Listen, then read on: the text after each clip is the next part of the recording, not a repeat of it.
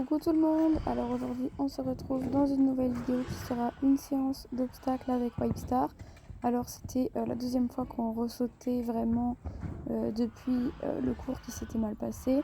Alors la fois d'avant c'était juste sur une croix qu'on a passé aux deux mains en augmentant petit à petit la hauteur parce qu'elle était un peu raide, enfin elle marquait une boiterie mais c'est une jument hyper sensible, donc dès qu'elle a une toute micro gêne, tout de suite ça se voit très fort alors que c'est pas forcément quelque chose de grave. En fait elle avait juste les pieds très longs et le sable et vous le voyez là même encore, c'était encore le cas. La piste, le manège, le sable n'a pas été hercé depuis un bon moment, donc le sol est très fouillant et pas du tout droit en fait. Donc vous avez des endroits où il y a énormément de sable et des endroits où il y a presque pas de sable. Donc c'est clairement pas les conditions idéales, mais pas... Je disais avant qu'on me téléphone que c'était donc pas du tout les conditions idéales pour sauter ni pour monter tout court, mais on n'a pas le choix. D'ailleurs vous voyez que la détente au galop c'était un peu la catastrophe parce que on dirait pas comme ça, mais le manège est pas très grand. Déjà celui où on va en cours, il est pas très grand, il doit faire je crois qu'il fait 20 sur 30 et celui-là il fait 15. Non, je sais plus. Bref, l'autre, je sais pas la taille, mais celui-là, il fait 15 par 30. Donc c'est petit. Et vu que le sable est très fouillant, c'est compliqué. Et la jument, elle est grande. Du coup, voilà. Elle est pas hyper souple, elle a pas beaucoup de muscles, elle a pas beaucoup de travail, elle a presque rien fait de sa vie. Donc forcément, c'est compliqué. Et donc vous voyez que au niveau des petits côtés du manège, elle se désunit énormément, elle perd beaucoup de galop. Moi je suis pas du coup parce qu'elle me fait des longues sur des barres au sol. Bref, c'était vraiment la cata à la détente. Je suis consciente que c'est vraiment catastrophique, hein. Vous n'êtes pas obligé de me le dire en commentaire, je vais remarquer. Mais bon, c'était quand même dans l'ensemble une très bonne séance d'obstacles. Vous allez voir ça par la suite que ça va de mieux en mieux. Mais voilà, donc pour tous ceux qui me parlent de la qualité des pistes, du manège, de carrière, tout ça, je suis consciente que c'est catastrophique. Enfin catastrophique, j'ai vu pire quand même, hein, mais bon voilà. Celle-là, ça va en fait, hein, mais elle est juste petite et le sable est trop fuyant. Sinon ça va. Bref, on va bientôt avoir un gros changement dans nos vies et du coup accès à des très bonnes installations. Alors c'est un prix, hein, voilà. Mais du coup on n'a pas le choix de déménager parce qu'en fait là où est la jument, donc au pré, autour c'est que des petits manèges ou des carrières mais qui sont pas souvent praticables, donc c'est compliqué. Euh, En fait on peut monter que quand il fait beau l'été dans l'herbe à la limite parce que soit les pistes sont trop... le sol est trop sec ou le sol est trop mouillé, mais le sol n'est jamais bon dans les carrières, manèges, tout ça qui sont autour du pré.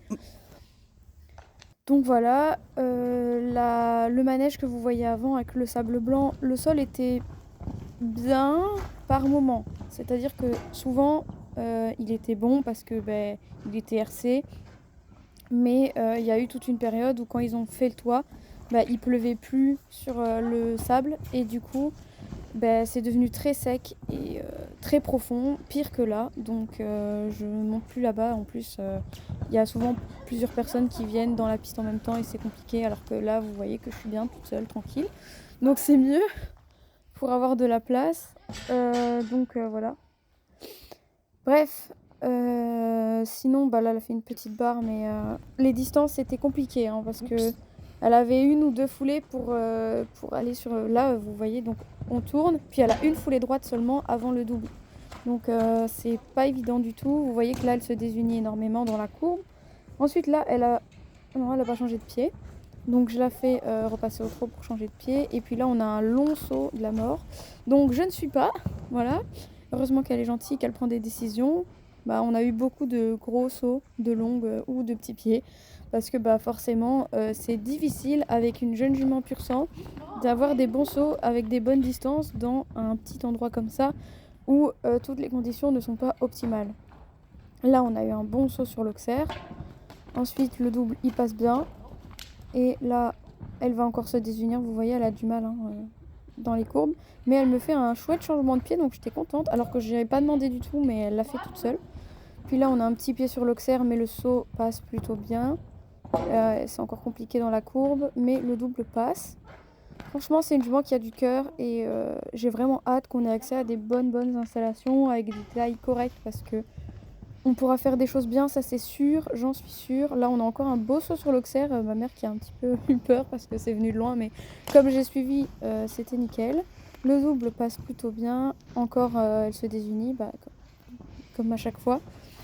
On change de pied, on repart à droite. Et là, on a un petit problème de... Ah non, c'est bon. C'est passé. J'ai cru qu'on avait eu un petit problème de distance. Mais bon, là, elle se désunit et du coup, elle fait la barre.